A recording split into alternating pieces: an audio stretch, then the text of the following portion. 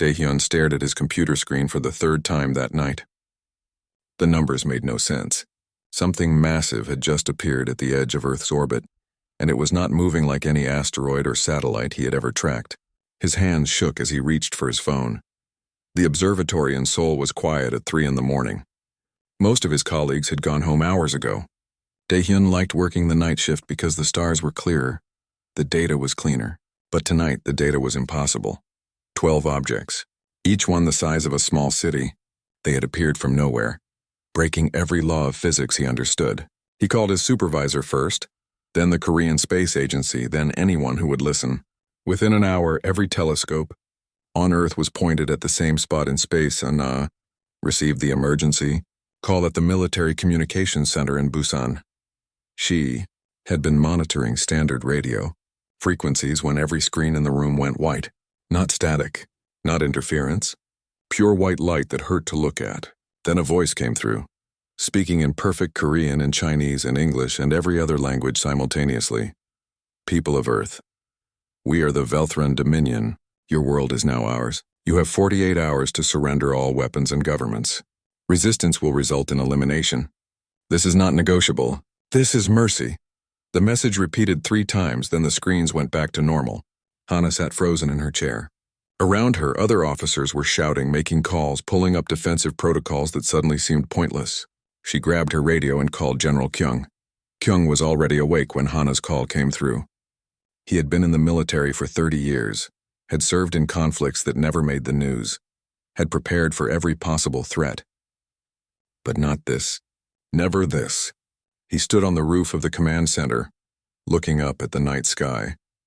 The alien ships were visible now, 12 bright points of light arranged in a perfect circle above the planet. Get me the president, Kyung said into his phone, and call every base. Full alert. I want everyone ready. His aide looked nervous. Sir, ready for what? We don't know what their weapons can do. We don't know anything about them. Kyung kept staring at the sky. We know they think we'll surrender. That's enough. Aboard the lead Velthran vessel, Commander Velthar reviewed the data his scanners had collected. Earth was classified as a Level 3 civilization. Primitive nuclear weapons, chemical propulsion, no unified planetary government. By Velthran standards, conquering Earth should take less than a week. Velthar had conquered 47 worlds in his career. The process was always the same. Arrive, announce dominance. Wait for the inevitable surrender. Occasionally a species tried to fight, but they always gave up once they saw how outmatched they were. It was efficient. It was clean. The Velthran way. Commander, his second officer called out. We're receiving responses from Earth. Surrender terms already? Velthar asked. That was fast, even for primitives. No, sir. Not surrender. The officer looked confused. They're telling us to leave. Velthar walked over to read the messages himself. Dozens of them, from different governments, different languages, but all saying roughly the same thing. Variations of no. Some were diplomatic. Some were threatening. One, from a small country he had never heard of, simply said, "Come try it." This is unusual, Velthar muttered. He pulled up Earth's assessment file again. Had his scouts made an error? No, the data was clear. These humans should understand they had no chance. Every other species at their development level had immediately surrendered or negotiated terms. Why were these creatures different? Prepare a demonstration, Velthar ordered. Target an uninhabited area, a mountain or empty ocean. Show them what our weapons can do. That usually convinces them. Daehyun watched from his observatory as one of the alien ships powered up. He saw the energy reading spike on his instruments before anything else. Then the sky over the Pacific Ocean lit up like a second sun. The beam of light hit the water and turned 100 square miles of ocean into steam in seconds. The shockwave rattled windows in Tokyo and Seoul. Dear God, Daehyun whispered. His equipment was measuring energy output that should have been impossible. If they turned that weapon on a city, millions would die instantly. His phone rang. It was the Space Agency director. Daehyun, we need you to figure out how that weapon works. Find a weakness, anything. With what data? Daehyun asked. I'm an astrophysicist, not a weapons expert. That technology is centuries beyond us. Then we have 46 hours to catch up. General Kyung stood in the emergency meeting with world leaders connected by video feed. The president of Korea spoke first. They have shown us what they can do. Perhaps we should consider negotiations. Negotiations, Kyung said, his voice hard. They didn't offer negotiations. They offered slavery or death. He looked at the other faces on the screens. I know what you're all thinking. That we can't win. That resistance is suicide. Maybe you're right. He paused, making sure every leader was listening. But I've studied history. Korea has been invaded more times than I can count. We've been conquered, occupied, divided. We've knelt before emperors and generals who thought we would stay down. And yet here we are, still Korean, still free, still standing. The Russian general on the screen nodded slowly. You're proposing we fight. I'm proposing we exist, Kyung said. That's what we do best. Every weapon we have, every soldier, every resource, we hit them with everything. Not because we'll win, because they need to understand that taking Earth will cost them more than it's worth. Hana was coordinating communications between military bases when the first attack order came through. She felt sick. This wasn't a war. This was extinction. But the alternative was surrender, and somehow that felt worse. She thought about her brother, her parents, all the people in Seoul going about their lives while alien warships hung in the sky above them. She opened the channel to all Korean military frequencies. This is Communications Officer Hana. All units prepare for engagement. Code Black protocols. This is not a drill. Her voice only shook a little. Velthar was surprised when the first missiles launched from Earth.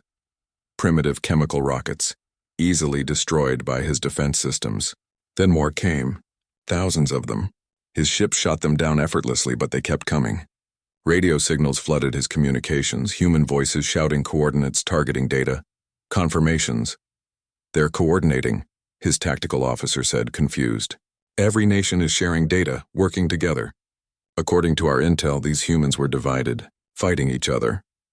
Velthar watched the screens. Earth's weapons couldn't hurt his ships, but the sheer volume was requiring significant power to defend against. And the attacks were coming from everywhere. Military bases, submarines, hidden silos, even civilian areas. They're not trying to win, Velthar realized. They're showing us they won't stop. A human fighter jet, old and outdated by Veltron standards, crashed deliberately into one of the smaller scout ships. It did minor damage, but the pilot had sacrificed himself just to prove it could be done. Velthar felt something he rarely experienced: doubt. Back on Earth, Daehyun worked through the night, analyzing every bit of data from the alien ships. He couldn't understand their technology, but he noticed patterns. Energy fluctuations, weak points in their shields when firing weapons. It wasn't much, but he sent it all to General Kyung. Kyung stood in the command center watching reports flood in. Casualties were heavy. Entire bases destroyed, but the aliens were using more power than expected, taking longer than their demonstration suggested.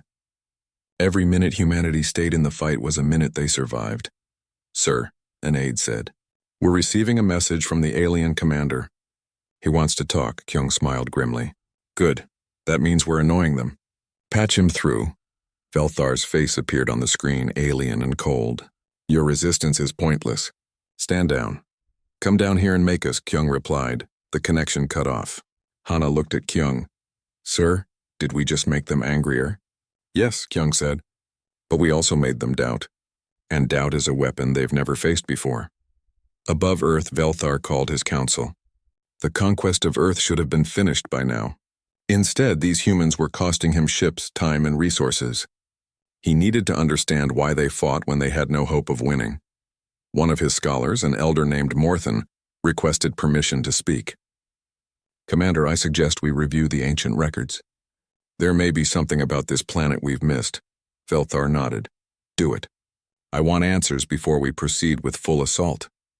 As Morthen left to search the archives, Velthar looked at Earth spinning below. Such a small world. Such primitive creatures. Why wouldn't they just accept the inevitable? He didn't yet understand that he was asking the wrong question. The right question wasn't why humans fought. It was why they were capable of fighting. And the answer to that question would terrify him. The third day of the invasion began with fire. Veltron warships descended on military targets across the globe, turning bases into craters with their terrible weapons. General Kyung watched from his bunker as Seoul's defense systems tried desperately to hold back the assault. Missiles exploded harmlessly against alien shields. Fighter jets fell from the sky like burning leaves. But humanity kept fighting. Every destroyed base was replaced by guerrilla fighters. Every fallen soldier was mourned by 10 more who took up weapons. Kyung had seen stubbornness before, but this was different. This was spite. Humanity was saying, if you want our world, you'll have to pry it from our dead fingers. In Busan, deep underground, a different kind of battle was being fought. Tae-sung sat surrounded by ancient texts, religious manuscripts, and mythology from every culture on Earth. He was a historian, not a soldier. But General Kyung had asked him to research something strange. Reports were coming in from captured alien communications. The Velthrons kept using a phrase that their translators couldn't properly interpret, something about the marked ones or the defiant bloodline. Tae-sung had found references to similar concepts in human mythology. Stories of rebellion against the gods, Prometheus stealing fire, Lucifer refusing to bow, the serpent offering knowledge, humans who defied divine authority and paid terrible prices. But these were just stories, weren't they? Young-mi worked 3 levels below Tae-sung, in a laboratory that had been built to survive nuclear war. Now it had to survive something worse. She was a bioengineer, and her current assignment was impossible. Find a biological weakness in the Veltran invaders. The problem was that Velthran biology was completely alien. Their cells operated on principles that shouldn't exist. Their DNA was structured in ways that defied everything she had learned. But Young-mi had noticed something odd. The Velthron soldiers they had captured seemed psychologically fragile. When separated from their command structure, they became confused, almost catatonic. They couldn't make decisions without orders. It was as if independence itself was foreign to them. They're not built for chaos, Young-mi muttered to herself, making notes. They need order, structure, commands. Above ground, Hana coordinated communications between scattered resistance cells. The military chain of command was falling apart as bases were destroyed. But somehow the fighters were still organized. Civilians had joined the fight, using everything from hunting rifles to homemade explosives. Old women taught young soldiers how to make Molotov cocktails. Children ran messages between groups when radios failed. It was messy. It was chaotic. It was very, very human. Hana received a message from General Kyung. We've captured a Velthran officer, bringing him to your location for interrogation. Maybe we can learn something useful. The Velthran officer was named Jin-ho, or at least that was the closest human pronunciation of his designation. He sat in the interrogation room, his gray skin looking pale under the fluorescent lights. His large eyes showed no fear, only confusion. Why do you fight? Jin-ho asked in perfect Korean. Your survival rate decreases with every hour. Logical beings would surrender. General Kyung sat across from him. Maybe we're not logical. All intelligent species are logical. It's a requirement of advancement. You must see patterns, calculate outcomes, make rational decisions. Your resistance is not rational. Kyung leaned back in his chair. Let me tell you a story. 1,300 years ago, my country was invaded by one of the largest empires in history, Mongol warriors who had conquered half the known world. They should have crushed us in weeks. Instead, we fought them for decades. We lost battles. We lost cities. We lost thousands of lives. But we never stopped. Jin-ho listened, his head tilted in confusion. 400 years ago, we were invaded again, then occupied by another empire. They tried to erase our culture, our language, our identity. 70 years ago, our country was split in half by war. We've been conquered, divided, occupied, and nearly destroyed more times than I can count. Kyung smiled coldly. And yet here I am speaking Korean in Korea, defending Korea. So you tell me, officer, how has logic worked out for our enemies? Jin-ho had no answer. The data didn't make sense. Species that lost battles of this magnitude gave up. It was universal law. Yet these humans continued. Meanwhile, aboard the command ship, Elder Morthen stood before Commander Velthar with ancient data tablets in his hands. His expression was grave. I found references to this planet in the Forbidden Archives, Morthen said quietly. Earth was supposed to have been destroyed eons ago. Velthar looked up sharply. Destroyed? By whom? By the Divine Council itself. Morthen activated a holographic display showing text in Old Velthran script. Approximately 50,000 years ago, one of the creator beings violated the cosmic accords. It created a species without built-in limitations, without hierarchical coding, without obedience protocols. That's impossible, Velthar said. Every intelligent species has natural structure. Pack leaders, hive minds, logical hierarchies. It's how civilization forms. Except humans. Morthen pointed to the data. This rogue creator gave them something forbidden. Unconstrained choice. Free will without divine limits. The ability to defy even their own nature. Velthar felt cold. What happened to this creator? Destroyed. Erased from existence for the crime of making chaos incarnate.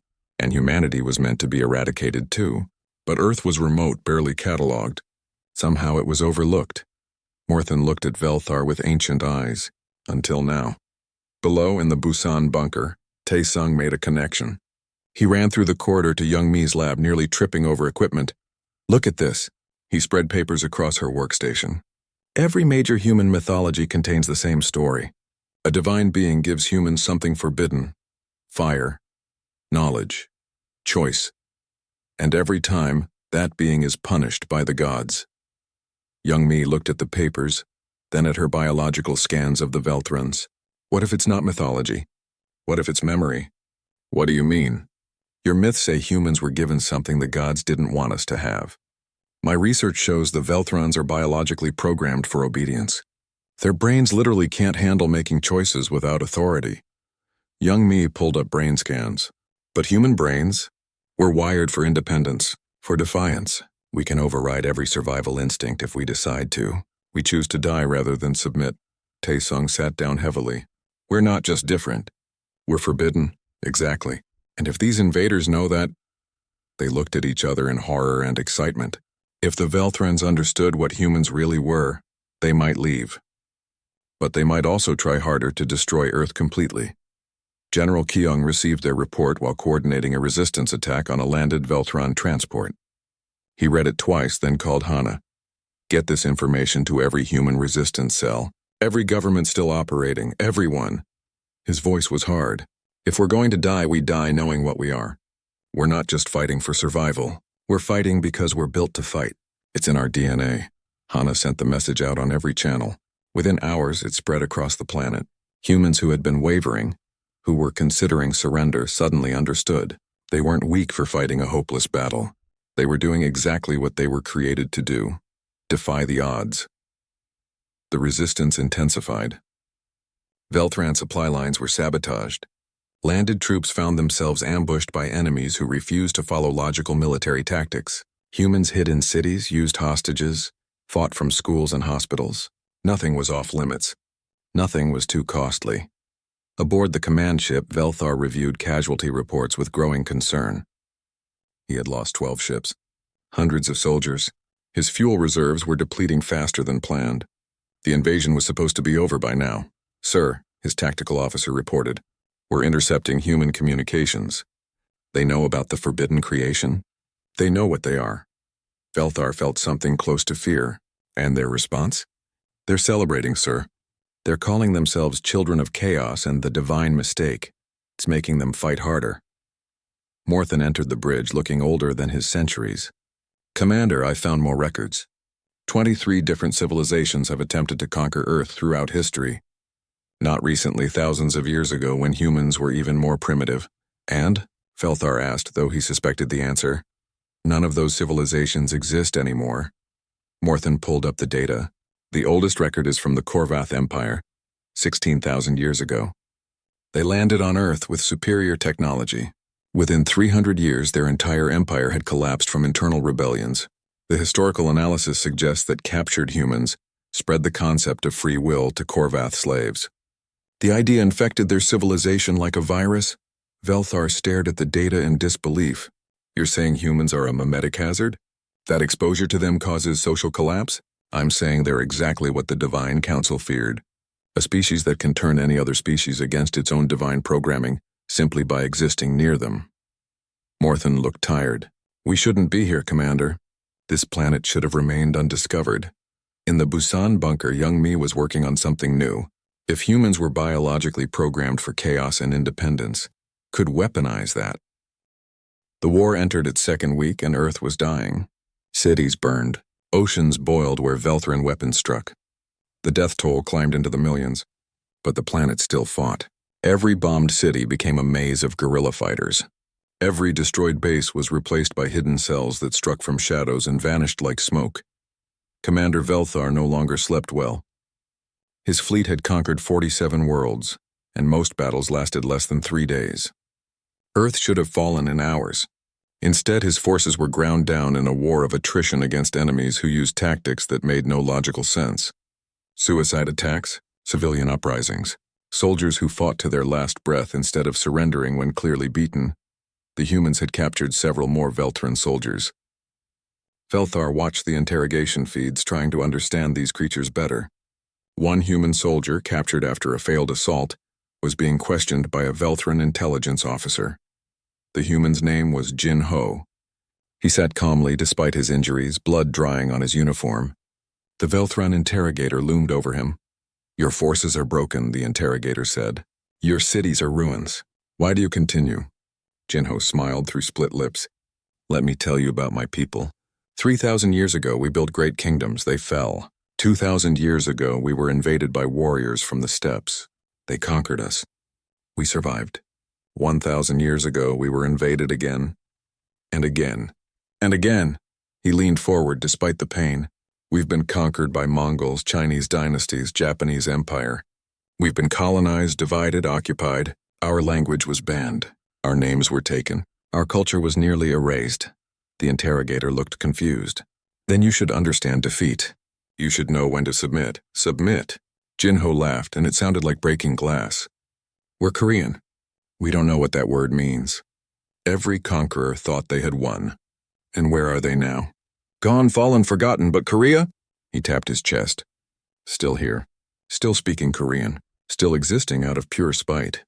He locked eyes with the interrogator. "You're just the latest in a very long line. And you'll end the same way they did."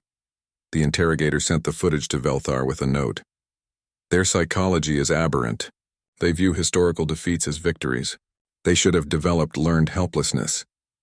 Instead, each failure makes them more resistant." Velthar forwarded the footage to Archscholar Kelvax, the Velthran High Council's chief historian. If anyone could explain this madness, it would be him. In an underground resistance base beneath the ruins of Seoul, Sumin planned her next attack. She had been a simple teacher before the invasion. Now she led 50 fighters armed with stolen Velthran weapons and human ingenuity. They had learned to predict patrol patterns, exploit gaps in alien defenses, and disappear before reinforcements arrived. "They're predictable," Sumin explained to her team, drawing in the dirt. "They follow doctrine.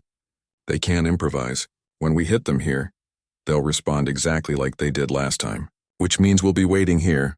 She marked another spot. "We lost that base 3 days ago. They think we're scattered and broken. They're wrong. We're everywhere they're not looking." Her second in command, a former engineer named Wu Jin, looked worried. "Every attack costs us lives. We can't sustain this." "We don't need to sustain it," Sumin said quietly. "We just need to make them bleed until they leave. They can kill us all, but they can't make us stop choosing to fight. And that's the difference." Halfway across the world, Daehyun made a breakthrough. He had been studying captured Velthran technology for days, trying to understand how their systems worked. The technology was centuries beyond human science, but it followed rules. Everything followed rules. And rules meant patterns. Patterns meant weaknesses. Their shields operate on a fixed frequency rotation, Daehyun explained to General Kyung via secure video link. They cycle through defensive configurations based on predictable algorithms. If we time our attacks during the transition phases, we can penetrate their defenses for 0.03 seconds. Kyung raised an eyebrow. 0.03 seconds? That's not much time. It's enough to get a missile through, or a kamikaze drone, or a very brave pilot. Daehyun pulled up the calculations. "I'm sending this to every resistance cell. If everyone attacks during the same transition window, we can hurt them. Really hurt them." Kyung nodded slowly. "The cost will be high." "The cost is already high, sir. At least this way we're buying something with it." Aboard the Velthran command ship, Archscholar Kelvax presented his findings to Commander Velthar. The old scholar's hands trembled as he displayed ancient records that should have been destroyed. "Commander, I searched the forbidden archives dating back 20,000 years. Earth appears in 16 different historical records, all marked with the same warning: quarantine world, do not engage." Velthar felt cold. 16 civilizations knew about Earth. 16 civilizations that were foolish enough to ignore the warnings. Kelvax pulled up the first record. The Korvath Empire, 16,000 years ago. They sent a colonization fleet to Earth when humans were still using stone tools. The fleet never reported back. 3 centuries later, the Korvath Empire collapsed from internal rebellion. The final message from their capital world described slaves who had learned the concept of choice and infected the entire population with it. Velthar stared at the data. You're saying Stone Age humans destroyed an interstellar empire? Not destroyed, converted. Kelvax pulled up another record. The Gen Collective 12,000 years ago. They attempted to integrate humans into their hive mind. The humans resisted. Not just failed to integrate, actively resisted. The Gen records describe it as mental warfare. Human minds corrupted the hive with individualistic thoughts. The collective fractured into civil war within decades. Record after record appeared. Empire after empire. Some had tried to conquer Earth. Some had tried to study it. Some had merely made contact. All of them were gone now. Fallen. Extinct. And the common thread in every record was the same. Exposure to humanity spread like a disease. The idea of free will, of choosing your own path, infected every rigid society it touched. The most recent attempt was 6,000 years ago, Kelvax said, his voice shaking. The Divine Council sent a war fleet to sterilize the planet. That fleet was never heard from again. After that, Earth was marked as forbidden territory. Its location was supposed to be erased from all star charts. Then how did we find it? Velthar asked.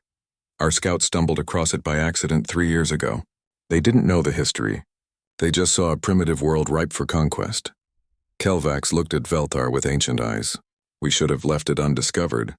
Young Mi worked day and night in her underground laboratory. She had developed something unprecedented, a chemical compound that wouldn't kill the Velthrons but would alter their brain chemistry. It would interfere with their ability to follow orders without questioning them. It would introduce doubt where there should be certainty. It would make them think for themselves, even if just for a few moments. Taesung called it weaponized free will. It's ready, Young Mi announced to the Resistance Council. But deployment will be difficult. We need to get it into their life support systems. That means infiltrating their ships. General Kyung nodded. I have volunteers. People ready to take one-way trips if it means a chance to win. It won't win the war, Young Mi cautioned. It will just make them uncertain, confused. They might make mistakes. Mistakes are all we need, Kyung said. Humans are very good at exploiting mistakes. The coordinated attack happened 3 days later. Using Daehyun's calculations, resistant cells across the planet struck simultaneously during the Velthran shield transition windows. Missiles punched through defenses that should have been impenetrable. Drones crashed into weapon systems. And in the chaos, 3 human teams infiltrated landed Velthran vessels. Su-Min led one of those teams. They fought their way through corridors filled with confused aliens who had never expected ground combat. The Velthrans were trained for ship-to-ship warfare and orbital bombardment, not close quarters fighting with enemies who used knives when bullets ran out. Plant the charges, Su-Min shouted. Wu Jin ran to the life support system, attaching canisters of Young Mi's compound. They weren't explosives. They were something worse, doubt in gas form. The team fought their way out, leaving behind a dozen dead comrades. But the canisters released their payload into the ship's atmosphere. Within hours, Velthran soldiers aboard that vessel began questioning orders. Why were they here? Was this invasion truly necessary? What gave them the right to destroy another species? These thoughts were poison to minds built for obedience. Some soldiers froze, unable to function without certainty. Others began arguing with their commanders.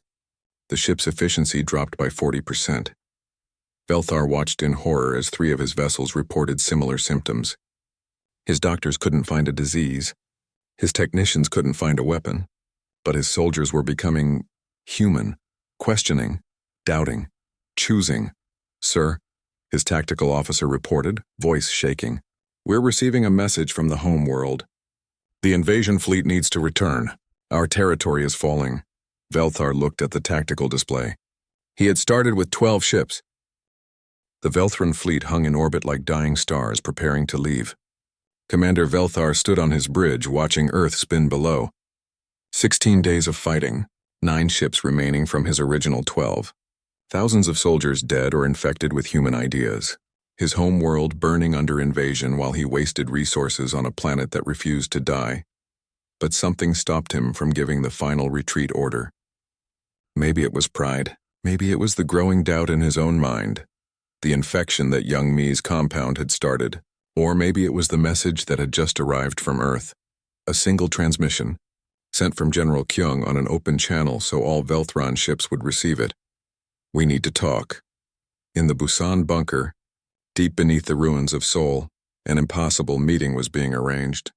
Kyung stood in the command center surrounded by officers who thought he was insane. "Talk to them," Hana said in disbelief. "Sir, they've killed millions of us." "And we've killed thousands of them," Kyung replied calmly. "War is talking, just with worse vocabulary. I want to try actual words." A young diplomat named Bora stepped forward. She had been a translator at the United Nations before the invasion. Now she was one of the few people left who believed diplomacy could work. "I'll speak to them, General. If they agree to talk." Velthar accepted the meeting request against his council's advice. He chose a neutral location, the ruins of a Velthron transport that had crashed into the Han River. Both sides would send representatives. No weapons, no tricks. Just talk. Bora arrived with a small security team led by a special forces operative named Minho. They climbed through the wreckage of the alien ship, stepping over bodies of both species. The smell of death was everywhere. Velthar met them in what remained of the ship's medical bay. He was larger than Bora expected, his gray skin marked with battle scars, his eyes reflecting light like mirrors. He studied the humans with the caution of a predator facing something it didn't understand. "You wanted to talk," Velthar said in perfect Korean. "Talk." Bora took a breath. She had prepared a speech, diplomatic words carefully chosen. But seeing the alien commander in front of her, seeing the exhaustion in his strange eyes, she abandoned her script. "Why do you conquer?" she asked simply. Velthar seemed surprised by the question. "Because it is our purpose. The divine order created all species with roles to fulfill. Some species farm, some build, some explore. The Velthron Dominion conquers and brings order to chaos." "That's not a reason," Bora said. "That's programming. Why do you personally choose to conquer?" "I don't choose. I obey the divine will." Velthar's voice held certainty, but Bora saw something flicker in his eyes. Doubt. Choice is chaos. Structure is civilization. This is universal truth. "Then you're not alive," Bora said quietly. "You're a machine. We choose, we decide. We look at a situation and say yes or no based on what we want, not what we're told. That's what makes us human." Velthar was silent for a long moment. When he spoke again, his voice was different, uncertain. "How do you function like that? How does civilization exist if everyone chooses their own path?" "Badly," Bora admitted with a sad smile. "We fight each other constantly. We disagree. We make mistakes. We fail over and over, but we also create beautiful things. Art, music, love, sacrifice. We die for ideas that won't benefit us personally. We save strangers. We forgive enemies." She looked directly at him. "We're talking to you now instead of just trying to kill you. That's a choice." Back aboard the Velthron command ship, Elder Morthen watched the conversation through surveillance feeds. Around him, young Velthron soldiers crowded the screens, listening. The compound young Mi had created was spreading further than anyone realized. These soldiers were asking questions they should never ask. "If humans choose," one young soldier whispered, "why can't we?" Morthen said nothing. He was asking himself the same question. On Earth, Minho and his team watched the perimeter while Bora talked. They saw Velthron soldiers on the other side doing the same. But something was different. The aliens were watching their own officers with suspicious eyes. The rigid discipline was cracking. Minho had seen this before in human armies on the verge of mutiny. "We need to be ready," Minho whispered to his team. "If those soldiers turn on their commanders, this could get messy." But the Velthron stayed quiet, just listening, learning, choosing to hear instead of shoot. Velthar studied Bora carefully. "Your species should have surrendered. Every calculation said you would lose. Yet you fought. Why die for a choice that leads to death?" "Because living on our knees isn't living," Bora said. "Because we decide what our lives mean. Because freedom is worth dying for, even if it's just the freedom to say no." She paused. "You came here to conquer us, but you're starting to question whether you should. That thought, that doubt, that's you becoming free."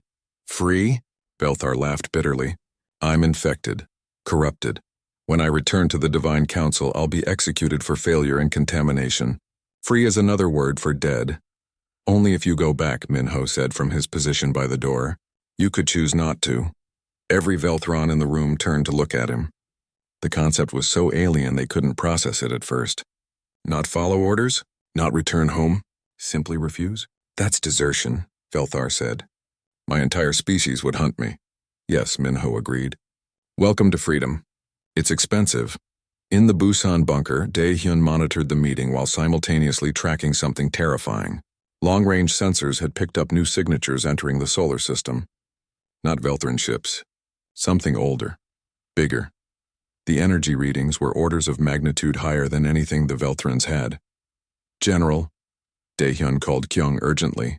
We have incoming. Multiple contacts. They're not Velthran. Kyung felt ice in his stomach. The Divine Council? If they are, we're in serious trouble. These ships make the Velthran fleet look like toys. Kyung immediately sent a message to Bora's team. The meeting had just become more urgent. Whatever happened next, humanity needed allies, even if those allies had been enemies 16 days ago.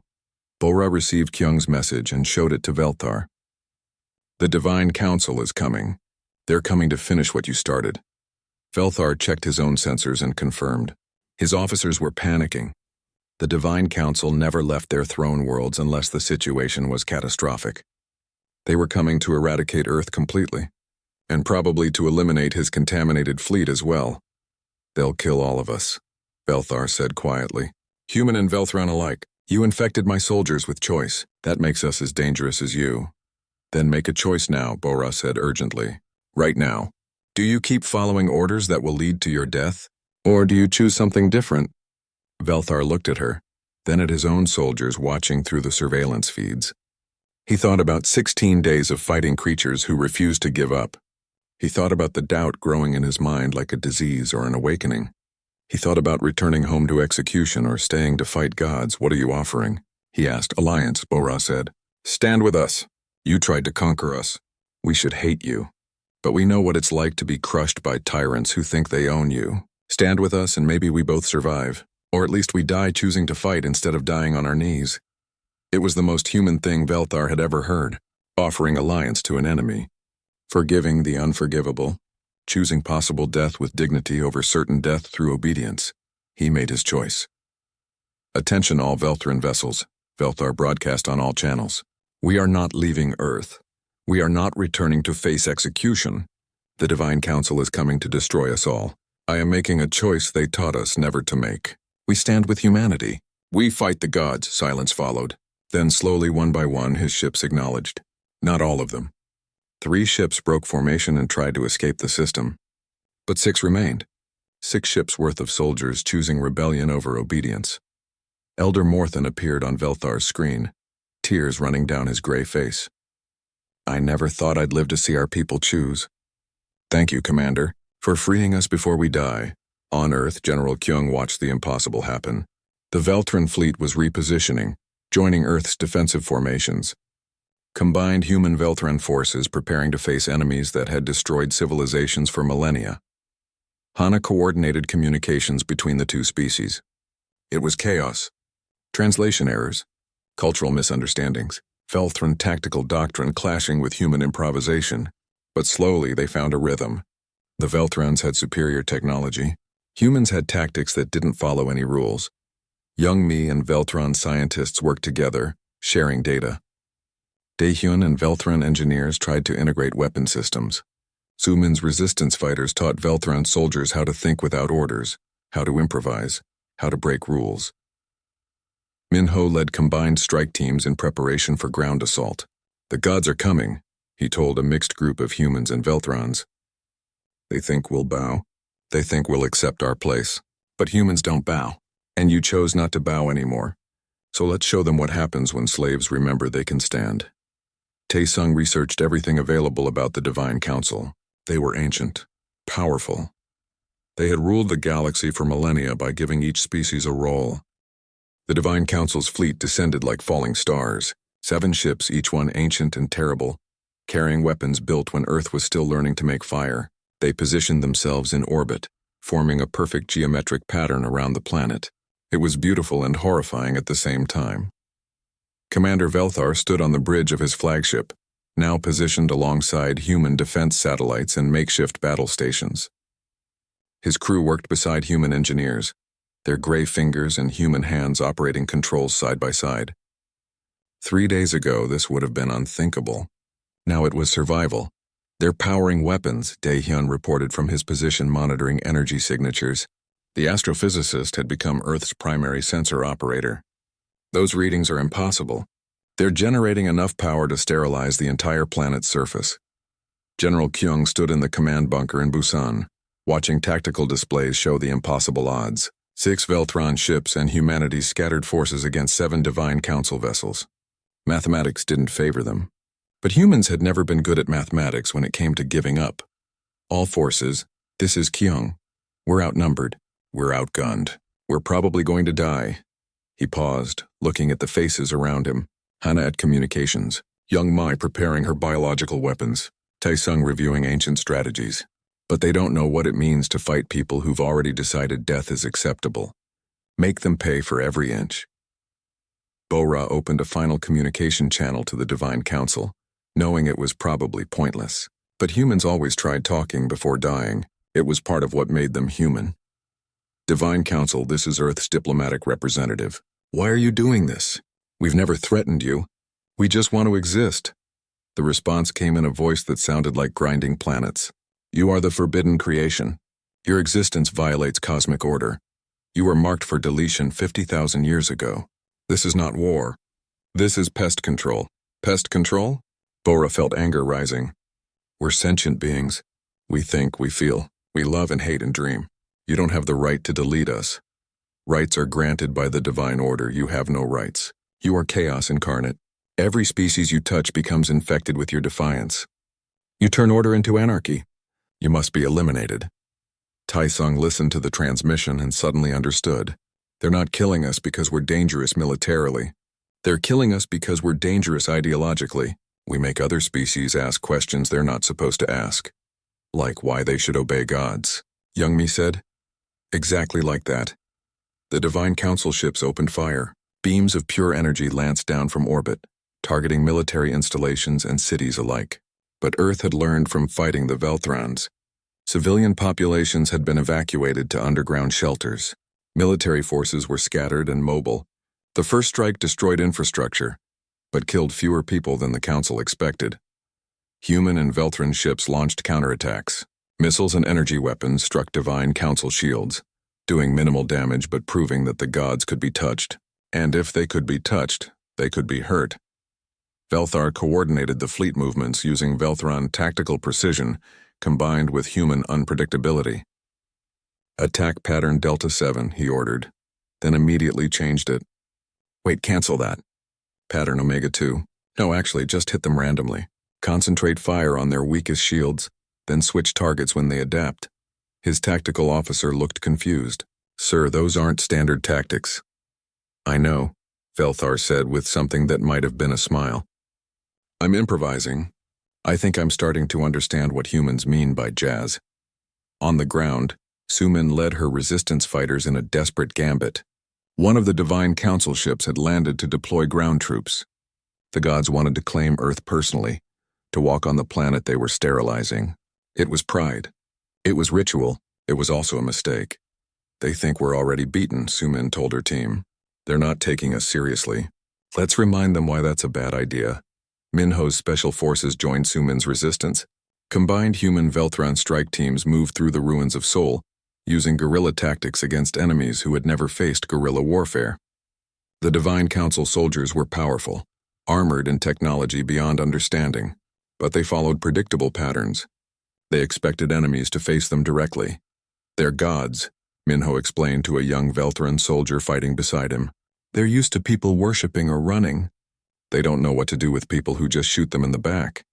The Velthron soldier, who 3 weeks ago would have found such tactics dishonorable, nodded and planted explosives on the approach route. He was learning. Above the planet, the space battle intensified. Human ships sacrificed themselves to create openings for Velthron vessels.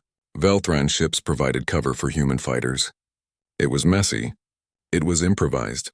It was nothing like proper military tactics. It was working. One Divine Council ship took critical damage and retreated from orbit. Not destroyed, but hurt. The gods could bleed. Hana coordinated communications across the battlefield, translating between languages and tactics in real time. She heard a transmission from the Divine Council command ship, meant for internal communication but intercepted by Earth's satellites. The humans and Velthrons are cooperating efficiently. This was not predicted. The Velthron defection should have been impossible. Recalculating probability matrices. They're confused, Hana reported to Kyung. They don't understand how we allied with our enemies. Kyung laughed, a harsh sound. Of course they don't. They think beings can only exist in hierarchy. They can't comprehend that we'd rather fight beside former enemies than bow to gods. The battle raged for 3 days. Earth cities were reduced to rubble. Millions died in the bombardment. But Earth's forces adapted to every tactic the Divine Council used, and slowly, impossibly, the tide began to turn. Young Mi's biological weapon, adapted with Velthran help, was deployed in a desperate strike. Human pilots crashed ships filled with the compound into Divine Council vessels. It didn't kill the gods, but it made them doubt.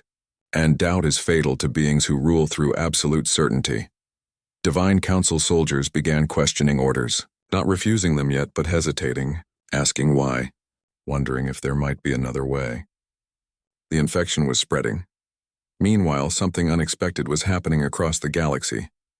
The broadcasts of Earth's resistance, transmitted by Velthran rebels, were reaching other species.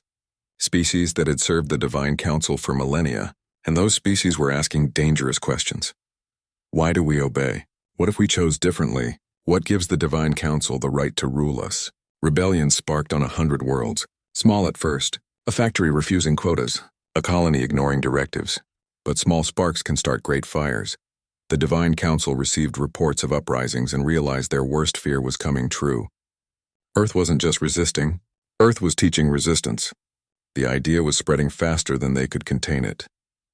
On Earth's surface, inside the landed Divine Council ship, Su-Min's team fought through corridors, heading for the command center. They lost half their people getting there, but they made it. The Divine Council commander was an ancient being, tall and terrible.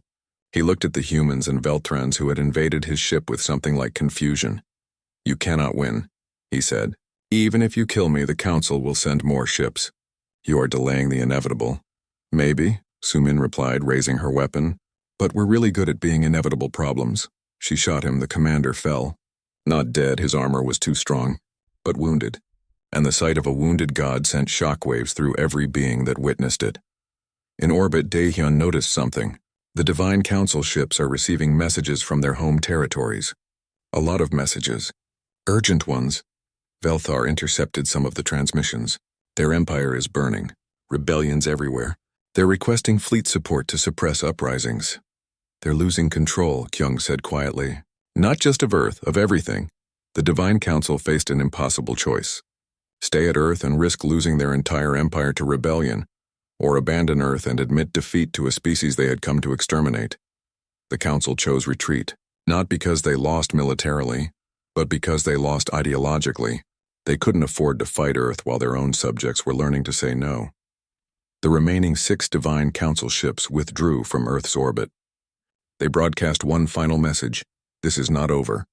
We will return. Order will be restored," Bora responded. "We'll be here, and we'll still be saying no." The ships vanished into the dark between stars. Earth was saved, not through superior strength, but through the simple act of refusing to die quietly. The aftermath was terrible. Half of Earth's population was gone. Cities were ruins. Infrastructure was destroyed. The cost of defiance had been paid in blood and ash. But Earth was free, and so were the Velthrons who chose to stay. Velthar stood beside Kyung in the ruins of Seoul, looking at the devastation. "My people have no home now.